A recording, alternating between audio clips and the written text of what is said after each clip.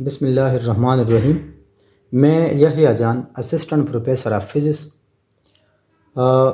मैंने first year के लिए एक बहुत उम्दा और एक बहुत अच्छा और आसान अल्फाज में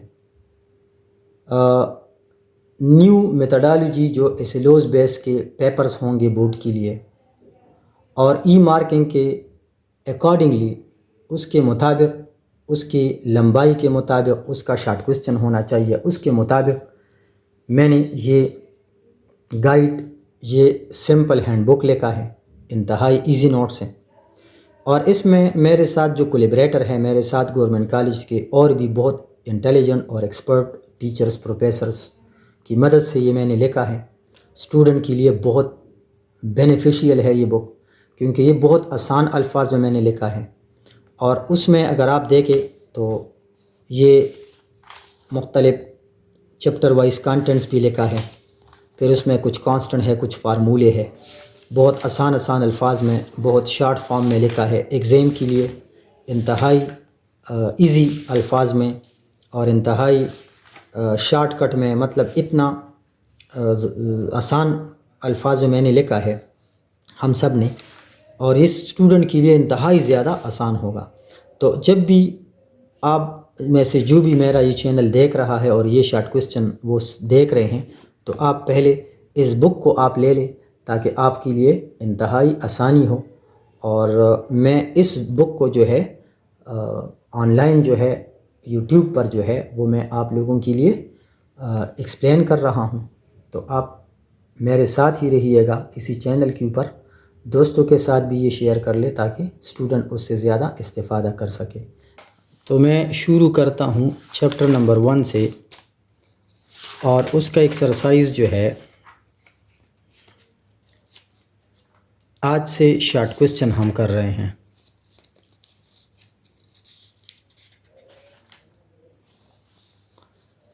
तो शॉर्ट क्वेश्चन नंबर 1 या कंसेप्चुअल क्वेश्चन में क्वेश्चन नंबर 1 में लिखता है, for an answer to be complete the unit need to be specified why. For an answer to be complete the unit need to be specified why. किसी unit, किसी quantity को express करने के लिए हम उसके साथ यूनिट लिखते हैं, ये क्यों? तो आंसर में the units show the scale on which measurement is taking place. अब जो मेजरमेंट हम करते हैं तो वो उस स्केल को रिप्रेजेंट करेगा। अगर हम यूनिट लिख ले तो ये उस स्केल को रिप्रेजेंट करेगा। कैसे? रीज़न में देता हूँ। A measurement is taken against the scale and the unit provide that scale. A measurement is taken against the scale. अगर हम कोई measurement ले ले किसी स्केल के ऊपर and the unit provide the scale, तो वो यूनिट उस स्केल को प्रोवाइड करेगा, यानी स्केल उस यूनिट को प्रोवाइड करेगा। The measurement will be specified if we use the proper unit. अगर हम प्रॉपर यूनिट यूज़ करें तो जो मेजरमेंट हम करते हैं, जो पैमाइश हम करते हैं, उसका पता चलेगा कि ये क्या चीज़ है। वी कैन एक्सप्रेस और आंसर यानी measurement in various form depends on the unit. हम जो भी मेजरमेंट करते हैं वो यूनिट के ऊपर डिपेंड करता है। Example, consider we are taking two measurement, x is 2 kg and y is 5 second. Both the measurement show the mass and the time. अब अगर मैंने 2 के साथ kg लिखा और y के साथ 5 सेकेंड लिखा, तो सेकेंड से पता चलता है कि ये टाइम है और kg से पता चलता है कि ये मास के बराबर होता है। Both the measurement show the mass and time respectively. अब दूसरा एग्जाम्पल है कि consider we are taking a measurement of x is 25। अगर मैंने सिर्फ एक मेजरमेंट ले लिया, पैमाइश, वो 25 आया। As the unit is not mention, इसके साथ यूनिट नहीं है। देखो ना, मैंने लिखा है कि x 25 है लेकिन यूनिट उसके साथ नहीं है। So there is a confusion. अब यहाँ कन्फ्यूजन आया कि 25 क्या चीज़ है, ये किलोग्राम है, ये सेकंड है, ये मीटर है, ये क्या चीज़ है। And the answer is not specified whether it is मास और टाइम। अब यहाँ पर ये पता नहीं चलता कि ये क्या चीज़ है। तो जब इस तरह का कोई प्रॉब्लम आ जाता है तो हमें कन्फ्यूजन होती है कि अब हम उसके साथ क्या करें। तो इस तरह यूनिट लिखना ज़रूरी होता है। क्वेश्चन नंबर 2 जो है, what are the advantages of using international system of units. इसमें लिखता है कि इंटरनेशनल सिस्टम ऑफ यूनिट की एडवांटेज क्या है, इसका फ़ायदा क्या है, हम सिस्टम इंटरनेशनल को क्यों प्रेफर करते हैं। तो इसका जो आंसर है, the SI system is a rational system of units, therefore it is preferred over other system. Rational system of unit का मतलब है कि इसमें हर क्वांटिटी का एक यूनिट होता है। अब अगर लेंथ देखो तो उसमें मीटर है, मिलीमीटर है, सेंटीमीटर है, तो सारे मीटर मीटर में आता है।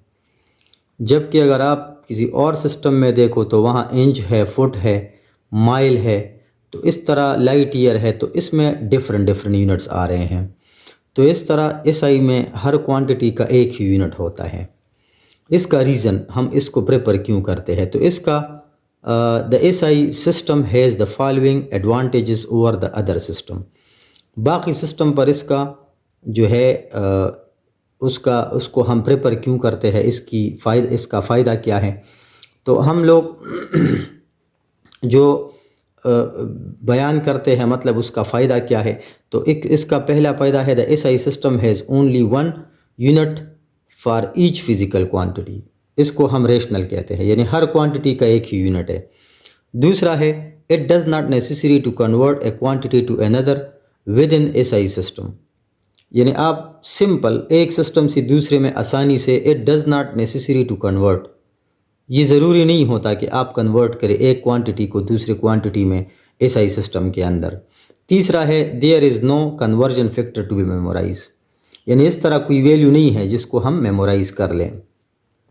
लाइक अब 1 सेंटीमीटर में 1 इंच में 2.54 सेंटीमीटर है, तो अब 2.54 को मेमोराइज़ करना ये मुश्किल होता है। तो इसमें इस तरह की कोई चीज़ मेमोराइजेशन के लिए नहीं होती, बस जस्ट प्रीफिक्सेस होते हैं, मल्टीपल और सब मल्टीपल्स होते हैं। इसके बाद number 4, SI system is the largest system of the unit then any other. यानी हमारे पास इसके अलावा 3 सिस्टम होते थे। एक था एपीएस, एमकेएस और CGS.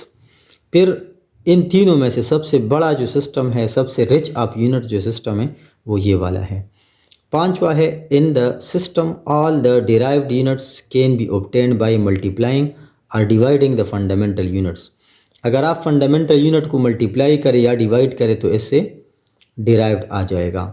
Number 6, the symbol use by SI units are fixed in every language of the world. यानी इसके जो नाम रखे हैं, अब मीटर आप जिस कंट्री में भी जाते हो, मीटर 39 इंच के बराबर होगा, यानी ये फिक्स होगा, इसका नाम फिक्स होगा। इसके अलावा पॉइंट नंबर 7 में, in SI is the modernise and improved form of MKS system, so it is readily accepted in almost all the country of the world। पहले सिस्टम 3 बड़े बड़े सिस्टम थे। फिर साइंटिस्ट ने एक कॉन्फ्रेंस बुलाया और उसमें उन्होंने कहा कि इन तीनों सिस्टम में से एक को हमने फाइनलाइज करना है। एपीएस को भी बहुत ज़्यादा डिटेल के साथ देखा गया, एमकेएस को भी देखा गया, सीजीएस को भी देखा गया। आखिर में एमकेएस सिस्टम को मॉडिफाई किया और उस मॉडिफाइड सिस्टम का नाम एसआई सिस्टम रखा, और आजकल हम पूरी दुनिया में यही एसआई सिस्टम चला रहे हैं। तो इसलिए ये मॉडिफाइड फॉर्म एमकेएस सिस्टम का है। 8 number, the SI system is coherent. Coherent का मतलब है कि इसमें एक सेट होता है, बेसिक यूनिट का भी और डिराइव्ड का भी। तो जब आप डिराइव्ड बनाते हैं तो या 2 बेसिक को मल्टीप्लाई करो या डिवाइड करो विदाउट एनी न्यूमेरिकल वैल्यू। कैसे? सिस्टम इंटरनेशनल इज कोहेरेंट, ये कोहेरेंट है when a physical quantity are derived from the basic without introducing two numerical factor. इसका क्या मतलब है? इसका ये मतलब है कि अगर मैं सपोज कर दूं और आपको बता दूं कि मेरे पास एक फार्मूला है और वो फार्मूला है v इज इक्वल टू, ये एक फार्मूला है v is equal to s/t।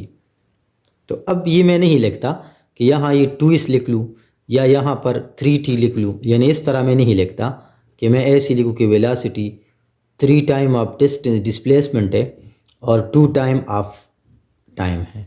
इस तरह कोई न्यूमेरिकल फैक्टर जो है वो उसके साथ नहीं आ सकता, कोई न्यूमेरिकल फैक्टर इस फार्मूले में नहीं आ सकता।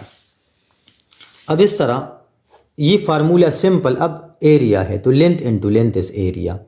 तो इस तरह SI system is coherent. Coherent का मतलब है कि दो बेसिक को मल्टीप्लाई करो या डिवाइड करो without any number when a physical quantity are derived from the basic without introducing a numerical factor. और आखिरी पॉइंट जो है SI system is a metric system. Metric का मतलब है 10। इसमें हर चीज़ को हम 10 से रिलेट करते हैं, यानी इसमें हम 10 को देखकर डिसाइड करते हैं। यानी आप अगर मीटर से बड़े यूनिट पे जाते हो या छोटे यूनिट पे जाते हो तो आप या 10 को मल्टीप्लाई करते हो या 10 को आप डिवाइड करते हो। तो ये SI system is a metric. इसमें हर चीज़ को 10 के मल्टीपल में हम मल्टीप्लाई भी करते हैं यानी या डिवाइड भी करते हैं। तो मैट्रिक का मतलब 10 है।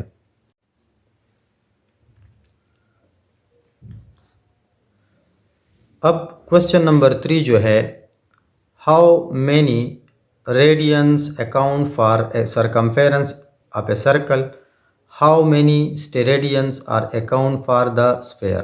क्वेश्चन नंबर 3 में इसके ऊपर बात हो रही है कि हम एक सर्कल में कितने रेडियंस होते हैं और एक स्फेयर में कितने स्टेरेडियंस होते हैं।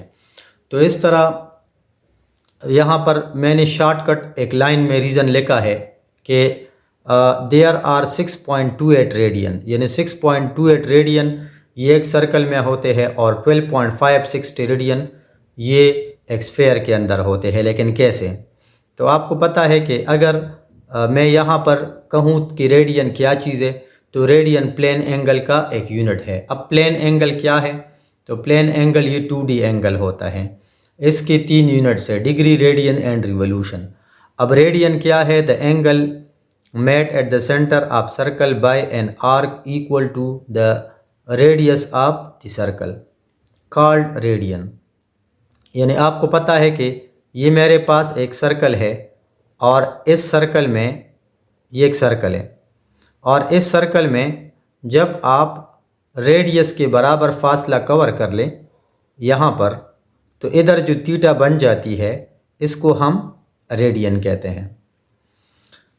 अब ये पूरा सर्कल ऑब्जेक्ट जब यहाँ से यहाँ पर आ जाता है, ये एक कंप्लीट चक्कर पूरा करता है, तो ये एक कंप्लीट चक्कर ये 2 पाई रेडियन के बराबर होता है। तो 1 सरकमफेरेंस ये 2 पाई रेडियन के बराबर है। 2 अपनी जगह पर आया, पाई की जगह 3.14 आया और इसको मल्टीप्लाई करो तो 6.828 रेडियन, ये एक सरकमफेरेंस के अंदर इतने डिग्रीज बन रहे हैं। फिर दूसरा क्वेश्चन का जो दूसरा हिस्सा है क्वेश्चन नंबर 3 का, वो कहता है कि स्फेयर के अंदर कितने स्टेरेडियंस होते हैं। तो स्टेरेडियन क्या होता है? Steradian is the unit of solid angle. Solid angle is 3 dimensional angle. 3 dimensional angle में तीनों एक्सिस होते हैं, x axis, y axis and z axis. लेकिन इसका जो यूनिट है वो सॉलिड एंगल का जो यूनिट है वो स्टेरेडियन है। स्टेरेडियन को डिफाइन कैसे करते हैं? The angle met at the center of sphere by an area equal to the square of the radius is called steradian. अब ये कैसे हैं? तो आपको मालूम है कि यहाँ पर जो बेसिक कंसेप्ट है वो ये है कि अगर आप एक स्फेयर ले लें, ये एक स्फेयर है और उसका जो रेडियस है, इस रेडियस के बराबर आप यहाँ उसके स्क्वायर के बराबर आप कुछ सर्टन एरिया ले लें, स्क्वायर। तो अब ये जो आप ओरिजिन के साथ मिलाते हो, इस एंगल को हम स्टेरेडियन कहते हैं। अब 1 circumference of the solid angle या ये कंप्लीट जो स्फेयर है ये 4 पाई SR के बराबर है, क्योंकि वो हम एक्चुअली थ्योरी में हम पहले डिटेल में बता चुके हैं। तो यहाँ पर आएगा कि as we know that the form of the as we know the form the definition of steradian is 1 circumference is equal to 4 pi SR। 1 circumference 4 pi 3.14 SR है, इसको मल्टीप्लाई करो 12.56 SR आ जाएगा। तो हमने साबित किया कि एक सर्कल में 6.28 रेडियन है और एक स्फेयर में 12.56 स्टेरेडियंस है। Question number 4. What is least count error?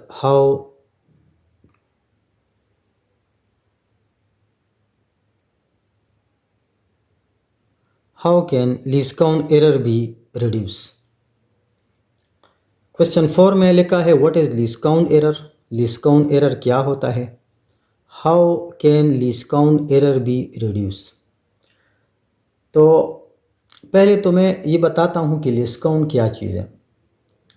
तो लीस्ट काउंट को डिफाइन करो कि the smallest value that can be measured by the measuring instrument is called its least count. Least count वो कम से कम पैमाइश है जो हम किसी डिवाइस के ज़रिए से सही कर सकते हैं। लाइक मीटर रॉड का जो लीस्ट काउंट है वो 1 मिलीमीटर है, वर्नियर कैलिपर का 0.1 मिलीमीटर है और स्क्रू गेज का 0.01 मिलीमीटर है। तो लीस्ट काउंट वो कम से कम पैमाइश है जिसको हम किसी डिवाइस के ज़रिए से फाइंड करते हैं। अब लीस्ट काउंट एरर क्या है? The error arises with the resolution of the instrument is known as least count error. ये रिजोल्यूशन क्या होता है? तो रिजोल्यूशन ये है कि आपने रिजोल्यूशन का मतलब है कि आप एक दो चीज़ों को इंडिविजुअली हम कैसे देख सकते हैं। यानी अब देखो रिजोल्यूशन का एक बड़ा सिंपल एग्जांपल जो जनरल में बताता हूँ। ये 2 लाइन है, ये 2 लाइन है, ये 2 लाइन। अगर मैं उसको देखूं और वो डिवाइस मुझे इसको अलग अलग दिखाएं, ये अलग अलग मुझे नज़र आए, तो ये रिजोल्यूशन प्रॉपर्टी है। यानी ये छोटे छोटे ऑब्जेक्ट को अलग अलग कैसे दिखाता है। यहाँ रिजोल्यूशन का मतलब होता है कि हम कम से कम कितना मेजरमेंट कर सकते हैं। Resolution the error arises with the resolution of the instrument. यानी एक इंस्ट्रूमेंट का लीस्ट काउंट जितना होता है, अगर हम जो भी रीडिंग उस डिवाइस से लेते हैं तो उसमें एरर लीस्ट काउंट के बराबर हमेशा आता है। अगर मैं कोई रीडिंग मीटर रॉड से ले लूँ तो मीटर रॉड का लीस्ट काउंट 1 मिलीमीटर है, तो उस डिवाइस में मुझसे मैक्सिमम एरर 1 मिलीमीटर आ सकता है। रीज़न क्या है? अब इस बात को मैं एक्सप्लेन करता हूँ। The least count error is the error measured with the resolution of the instrument. For example, अब रिजोल्यूशन का क्या मतलब है?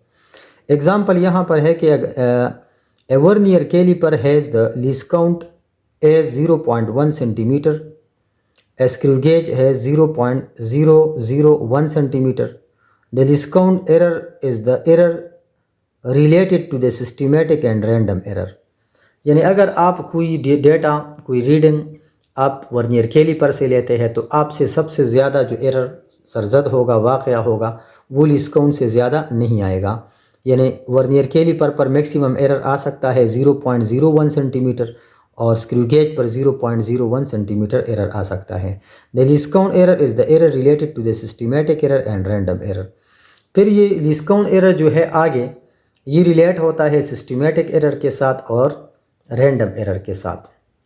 यानी इसका उस पर भी इफ़ेक्ट आ सकता है। An instrument that can be measured smaller changes in a value relative to its another instrument has a smaller least count error, and so it is more precise. As instrument that can measure smaller changes in a value relative to another instrument has a smaller least count error। मतलब अगर किसी device का least count छोटा है तो उसमें error भी कम आएगा, अगर लीस्ट काउंट बड़ा है तो उसमें एरर भी ज़्यादा आएगा। And so it has more precise. तो जिसका लीस्ट काउंट कम है उसमें कम एरर आएगा, वो मोर प्रिसाइज कहलाएगा। मैथमेटिकली देखो, least count error is directly proportional to 1 over precision. Precision के साथ इन्वर्सली प्रोपोर्शनल है। फिर minimisation of least count error. Least count error को हम कैसे कम करते हैं? इसको the least count error can be reduce by, इसको हम मंदरजा झेल तरीक़ों से कम कर सकते हैं। पहला, using instrument of high resolution. हम ऐसा डिवाइस यूज़ करते हैं जिसका रिजोल्यूशन सबसे ज़्यादा हो। अगर रिजोल्यूशन ज़्यादा है तो लीस्ट काउंट एरर वो ज़्यादा होगा। तो हम ऐसा डिवाइस सेलेक्ट करते हैं जिसका लीस्ट काउंट सबसे छोटा हो। दूसरा, improving experimental technique, experimental technique को हम इम्प्रूव करते हैं, यानी आप जो टेक्निक इस्तेमाल करते हैं उसको थोड़ा बेटर करो, उसमें थोड़ा एहतियात लाओ, उसमें थोड़ा सराउंडिंग जो है वो आप कंट्रोल कर ले, उसमें आप एक्सपेरिमेंटल पैरामीटर को कंट्रोल कर ले, तो तब जो है हमारे पास ये रिज़ल्ट आपका लीस्ट काउंट एरर कम हो सकता है। और number 3, bye repeating the observation and taking the average of the result, bar bar result ले लो फिर आखिर में उसका एवरेज ले लो। तो ये था least count error. Question number 5 में why and does including more digit in answer does not make it more accurate. यहाँ पर लिखता है कि अगर हम किसी नंबर में डिजिट बढ़ाएं तो उसके एक्यूरेसी में कोई फ़र्क नहीं आ सकता। ये क्वेश्चन थोड़ा एम्बिगुअस है। पहले तो हम ये देखते हैं कि एक्यूरेसी है क्या चीज़।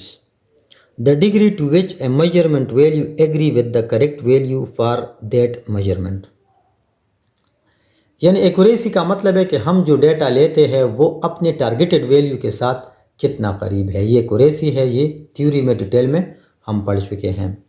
Accuracy is directly proportional to relative error, accuracy is directly proportional to significant figures, यानी किसी नंबर में सिग्निफिकेंट फिगर्स जितने ज़्यादा होते हैं वो रिज़ल्ट उतना मोर एक्यूरेट होगा। अगर आपने एक्यूरेसी को चेक करना हो तो आपने उसमें नंबर ऑफ सिग्निफिकेंट डिजिट्स को देखना होगा।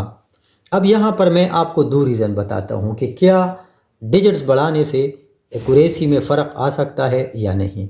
तो यहाँ मैंने 2 रीज़न बताने हैं। Reason number 1, accuracy without decimal number, ऐसा नंबर जो डेसिमल जिसमें डेसिमल ना हो, जिसमें इशारिया ना हो, जिसमें पॉइंट ना हो।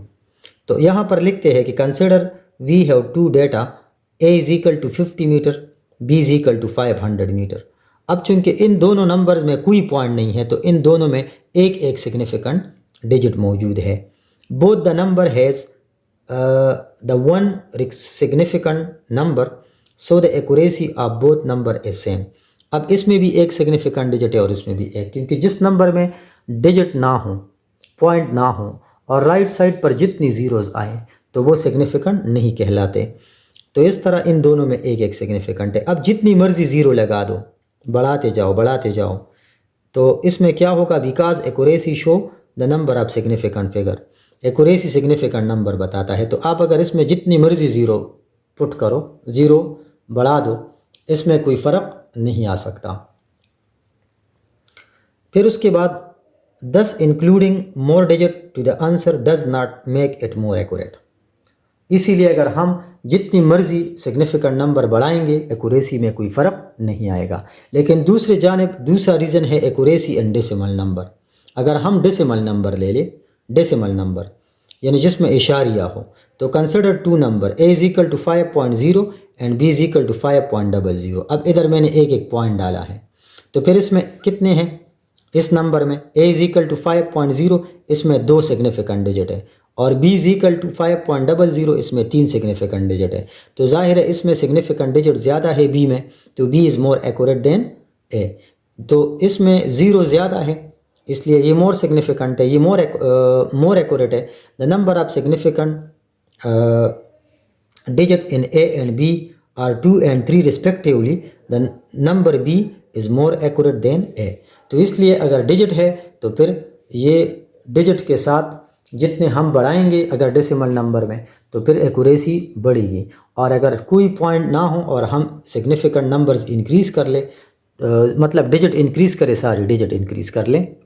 अगर हम किसी नंबर में जिसमें इशारिया ना हो और डेसिमल यानी डिजिट इंक्रीज़ कर लें तो फिर उसमें एक्यूरेसी में, उसकी एक्यूरेसी में कोई फ़र्क नहीं आ सकता। ये था क्वेश्चन नंबर 5। क्वेश्चन नंबर 6 में what determine the precision of a measurement. किसी मेजरमेंट में प्रिसिजन क्या रिप्रेजेंट कर रहा है, इसका क्या मतलब है प्रिसिजन का, हम प्रिसिजन क्यों पढ़ते हैं। प्रिसिजन का मतलब है आपस में क्लोजनेस, यानी अगर आप कोई डेटा फाइंड करता है और जब भी आप रिज़ल्ट लेते हैं तो ये रिज़ल्ट आपस में करीब करीब आता है, तो इसको हम प्रिसिजन कहते हैं। The reproducibility of a measurement is known as precision. Reproducibility का मतलब है कंसिस्टेंसी, यानी अगर मैं एक बार डेटा ले लूँ वो 10 आता है, अगले बार 10.1 आया, फिर 10.2 आया, तो ये आपस में क्लोज आता है। तो आपस में क्लोजनेस को प्रिसिजन कहते हैं। Precision is inversely proportional to least count. Least count के साथ इसका ताल्लुक इन्वर्सली है। Precision is directly proportional to 1 over error या इन्वर्सली प्रोपोर्शनल टू एरर। जितना एरर कम होगा रिजल्ट उतना प्रिसाइज होगा। अब उसका एक रीज़न मैं बताता हूँ। Precision refer to the closeness of two or more measurement to each other. देखो ये क्लोजनेस बता रहा है, यानी एक डेटा आपस में कितना क्लोज है, ये आपको प्रिसिजन बताता है। यानी मैंने जिस तरह एग्जांपल अभी उससे पहले दिया, the precision of a measurement determine the range or differences of the lowest and highest measured value. ये आपको लोएस्ट और हाईएस्ट वैल्यू का रेंज बताता है। कैसे? तो इसका ये जो इधर मैंने जो कुछ लिखा है अपने नोट्स में, अपने गाइड में, तो इधर मैंने मैथमेटिकली इसका एक एग्जांपल से कुछ वैल्यू मैंने दिया है। Consider we measure 3 time the value of gravitational acceleration g. हम 3 टाइम जी की वैल्यू फाइंड करते हैं। एक बार मेरे पास 9.5 आया, दूसरी बार 9.6 आया और तीसरी बार 9.7 आया। अब मैंने 3 टाइम ये डेटा कैलकुलेट किया, मेरे पास आपस में क्लोजनेस कितना ज़्यादा है, लेकिन ओरिजिनल वैल्यू अगर आप देखें तो ओरिजिनल वैल्यू कितना है, ओरिजिनल वैल्यू हमारे पास जो आ रहा है वो कितना है, वो 9.8 आ रहा है, 9.8। तो अब आपस में क्लोजनेस ज़्यादा है लेकिन टारगेट से हम दूर है, तो ऐसे डेटा को हम प्रिसाइज डेटा कहते हैं। अब these measured value are very precise because they are much close to each other. ये एक दूसरे के साथ काफ़ी करीब है, इसलिए ये क्लोजनेस जो है इसको हम प्रिसिजन कहते हैं। और इसमें लिखता है कि and there have very small variation of 0.2 between lowest and highest value measurement. अगर आप देखें तो हाईएस्ट 9.7 है और लोएस्ट 9.5 है, तो 9.7 में से 9.5 माइनस करो 0.2 आ जाएगा, तो ये 0.2 उसका रेंज है। तो प्रिसिजन किसी डेटा में हमें मेजरमेंट या क्लोजनेस या कंसिस्टेंसी या रिप्रोड्यूसिबिलिटी बताता है। क्वेश्चन नंबर 7 में, if 2 quantities has different dimension is it possible to multiply and or divide, can we add or subtract them. अगर हमारे पास डिफरेंट डायमेंशन वाले क्वांटिटीज़ है, यानी डिफरेंट क्वांटिटीज़ है, क्या हम उसको मल्टीप्लाई कर सकते हैं, डिवाइड कर सकते हैं, ऐड कर सकते हैं, सब्ट्रैक्ट कर सकते हैं? तो आंसर में yes, the multiplication and division of 2 different dimension is possible while the addition and subtraction of different dimension is not possible। Multiplication और डिवीजन पॉसिबल है लेकिन सब्ट्रैक्शन और एडिशन ये पॉसिबल नहीं है। कैसे? उसका रीज़न मैंने नीचे दिया है। Multiplication of different dimension, multiplication of different dimensions, multiplication of different dimensions में देखो, consider the product of mass and velocity gives momentum as mass and velocity has different dimension। देखो ये p मोमेंटम है, मास और वेलोसिटी, मास अलग quantity है, अलग dimension है, वेलोसिटी का अलग है, लेकिन जब हम मास और वेलोसिटी को मल्टीप्लाई करते हैं तो इससे आ जाएगा मोमेंटम, जो कि एक वेल डिफाइंड क्वांटिटी है। डिवीजन ऑफ डिफरेंट डायमेंशन, अब डिवीजन देखते हैं कि क्या डिवीजन पॉसिबल है। तो अब आप आते हैं इधर, consider velocity is the ratio of displacement to time। Both the quantities are different but their division will define physical quantity। देखो डिस्प्लेसमेंट है और ये टाइम है, ये 2 डिफरेंट क्वांटिटीज़ है। जब हम उसको डिवाइड करते हैं तो इससे आ जाएगा वेलोसिटी। तो डिवीजन भी पॉसिबल है डिफरेंट क्वांटिटी का और मल्टीप्लिकेशन भी। L/T ये वेलोसिटी का डायमेंशन है, L/T-1 this is the dimension of velocity. लेकिन addition and subtraction of different dimension is not possible, only same dimensional physical quantities can be added and subtracted. अगर quantity different है तो उसको ना हम ऐड कर सकते हैं ना सब्ट्रैक्ट कर सकते हैं। हम सिर्फ उन क्वांटिटीज़ को ऐड या सब्ट्रैक्ट कर सकते हैं जिसका डायमेंशन एक जैसा हो, सेम हो। क्वेश्चन नंबर 8 में लिखता है, The human pulse and the swinging of pendulum are possible units. Why are they not often used? कहता है कि एक वक्त ऐसा था कि हम टाइम को कैलकुलेट करने के लिए पेंडुलम और ह्यूमन पल्स यानी नब्ज़ का जो रफ्तार है, नब्ज़ का जो रफ्तार है, हम लोग इस तरह नब्ज़ का रफ्तार इधर उंगली रख कर ये अंदाज़ा लगाते थे नब्ज़ का जो रफ्तार है। लेकिन बाद में ये सिस्टम ख़त्म हुआ। क्यों? इसका रीज़न हम देंगे। The human pulse and swinging pendulum are not taken as a time standard because of random and systematic error. इसमें रैंडम और सिस्टमेटिक एरर आता है। वो कैसे? इसका तो रीज़न नंबर 1 क्या है? Both the systems are rejected because of the following reason. ये क्यों रिजेक्ट हुआ? हालांकि पहले तो हम इस्तेमाल करते थे। ये इसलिए, पहला reason swinging pendulum. A swinging pendulum which consists of small metallic bob suspended by weightless and inextensible string।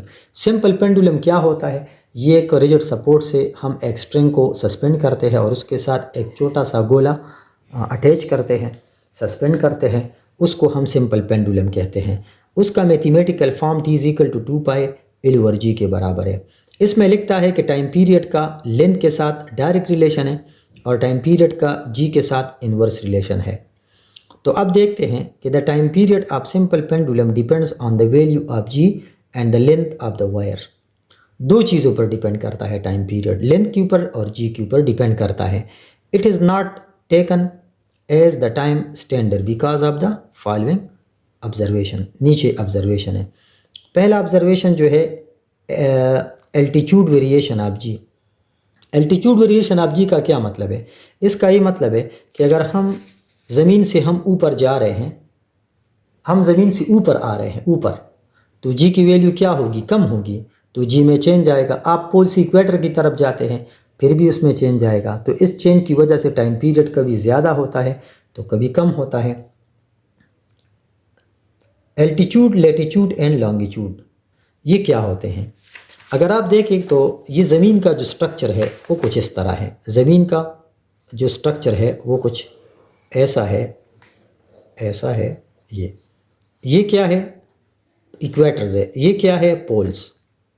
अब अगर हम इक्वेटर से पोल की तरफ आते हैं तो जी इंक्रीज़ होगी। पोल से इक्वेटर की तरफ आते हैं, इक्वेटर है ये पोल है, तो जी में चेंज आएगा। ज़मीन से हम ऊपर आते हैं, अगेन जी में चेंज आएगा। नीचे जाते हैं तो अगेन जी में चेंज आएगा। तो ये क्या है? ये लॉन्गिट्यूड है। इस लाइन को, ये चौड़ाई को हम लेटीट्यूड कहते हैं, लंबाई को लॉन्गिट्यूड कहते हैं और ऊंचाई को एल्टीट्यूड्स कहते हैं। तो इन तमाम साइट्स पर अगर हम जाएंगे तो जी में चेंज आएगा और जी में चेंज होने से टाइम पीरियड में फ़र्क आएगा, इंक्रीज़ या डिक्रीज़ आएगा। और उसके बाद लिखता है so the time period of the same length may have different values. अगर हम डिफरेंट वैल्यू देख लें तो मतलब जी की इफ़ेक्ट से, जी की वजह से टाइम पीरियड में चेंज आएगा। दूसरा रीज़न क्या है उसकी रिजेक्शन का? वो है समर एंड विंटर इफ़ेक्ट। गर्मियों में और सर्दियों में आपको पता है कि गर्मियों में हर चीज़ का जो लेंथ है, कोई वायर ले लो उसका लेंथ बढ़ जाएगा, सर्दियों में वो कंट्रैक्ट हो जाएगा। तो जब इंक्रीज़ होगा और डिक्रीज़ होगा तो इससे टाइम पीरियड भी मुतासिर होगी, क्योंकि टाइम पीरियड लेंथ के ऊपर भी डिपेंड करता है और जी के ऊपर भी डिपेंड करता है। The time period of a simple pendulum can also be affected by the changing in temperature. Temperature change होने से टाइम पीरियड में फ़र्क आएगा। कैसे? In winter the length of the pendulum is slightly decrease which decrease the time period. सर्दियों में length contract होता है तो लेंथ कम होने से टाइम पीरियड भी कम हो जाएगा। और उसके बाद but in summer the length of the pendulum is slightly increase which increase the time period. तो सर्दियों में लेंथ ऑफ द पेंडुलम कम होता है, गर्मियों में ज़्यादा होता है, तो इससे टाइम पीरियड का में चेंज जो है वो आएगा। फिर उसके बाद 2 नंबर में आता है human pulse. The human pulse is changing by age, exercise, sleep, anxiety and stress, therefore it is not use as a time standard. Human pulse अगर आप देखें, इंसान का जो नब्ज़ का जो रफ्तार है वो भी मतलब वक्त के साथ साथ चेंज होता है, एक्सरसाइज के साथ तेज़ होता है, दौड़ने से तेज़ होता है, सोने से थोड़ा स्लो होता है, एंग्जाइटी से ये मुतासर होता है, अगर आपके ऊपर कोई स्ट्रेस या टेंशन आता है तो ये चेंज आ सकता है। तो इस वजह से टाइम स्टैंडर्ड जो है वो टाइम पीरियड को और ह्यूमन पल्स को रिजेक्ट किया गया। शॉर्ट क्वेश्चन नंबर 9 में लिखा है, if an equation is dimensionally correct is that equation A right equation. अगर कोई इक्वेशन डायमेंशनली करेक्ट है तो क्या वो एक करेक्ट इक्वेशन होगा? ज़रूरी नहीं है। कभी कभार एक इक्वेशन डायमेंशनली करेक्ट होता है, मतलब लेफ्ट और राइट पर सेम क्वांटिटी आ जाते हैं, लेकिन वो न्यूमेरिकली करेक्ट नहीं होता। अब अगर आप काइनेटिक एनर्जी में पुट करें काइनेटिक एनर्जी ½ mv² और उसमें आप हाफ पुट ना करें तो ये डायमेंशनली करेक्ट होगा लेकिन न्यूमेरिकली करेक्ट नहीं होगा। तो यहाँ पर लिखा है, no not necessary that dimensionally correct equation is a right equation. Reason क्या है? As we know that Einstein famous equation is correct because the dimension of on the left hand side is equal to the dimension on the right hand side. तो यहाँ पर लिखता है Einstein का equation is equal to mc²। As we know that the dimension of energy and work is same. अब यहाँ right side पर mc² है, लेफ्ट साइड पर एनर्जी है, लेकिन एनर्जी तो वर्क की भी बराबर है, एनर्जी और वर्क भी बराबर है। तो मैंने एनर्जी की जगह वर्क पुट किया और mc² अपनी जगह पर। अब वर्क क्या है? तो fs के बराबर है और mc² अपनी जगह पर। f क्या है? ma, इस डिस्टेंस mc² अपनी जगह पर नीचे आया। मास का यूनिट किलोग्राम है, एक्सेलरेशन मीटर सेकंड -2 है और डिस्प्लेसमेंट मीटर है। मास किलोग्राम है, ये सी स्पीड ऑफ लाइट है, इसका मीटर पर सेकंड होल स्क्वायर उसका यूनिट आया। तो अब किलोग्राम मीटर स्क्वायर, ये 2 मीटर मीटर मल्टीप्लाई हुआ तो मीटर स्क्वायर सेकंड -2 आया। ये किलोग्राम मीटर स्क्वायर सेकंड -2 आया। तो इधर से आया ml²t-2 ml²t-2। तो अब लेफ्ट हैंड साइड का जो डायमेंशन है वो राइट हैंड साइड के डायमेंशन के बराबर आया। Thus it is prove that the dimension on the left hand side is equal to the dimension of the right hand side. लेकिन रीज़न नंबर 2 में लिखा है, both in case of kinetic but in case of kinetic energy reason number 2, but in case of kinetic energy is equal to ½ mv²। अब इस वक्त अगर मैं 1/2 put ना करूं तो ये इक्वेशन डायमेंशनली होमोजीनियस होगा, करेक्ट होगा, लेकिन न्यूमेरिकली करेक्ट नहीं होगा। लेकिन जब साथ में मैं 1/2 भी पुट कर दूं तो फिर ये न्यूमेरिकली भी होमोजीनियस है और डायमेंशनली भी होमोजीनियस है। The dimension does not say about the constant value of 1/2। तो इस तरह ये फर्स्ट ईयर के एक्सरसाइज का चैप्टर नंबर 1 के शॉर्ट क्वेश्चन मैंने पूरी डिटेल के साथ डिस्कस की। इसके बाद MCQs भी आ रहे हैं पूरे फर्स्ट ईयर सेकंड ईयर के, और साथ साथ में न्यूमेरिकल्स भी आ रहे हैं। तो इस तरह ये पूरा सीरीज़ मैं कंप्लीट कर रहा हूँ और पूरा करूँगा भी। आप अपने फ्रेंड्स के साथ भी शेयर कर लें ताकि लोग उससे ज़्यादा इस्तेफ़ादा कर सके। Thank you very much.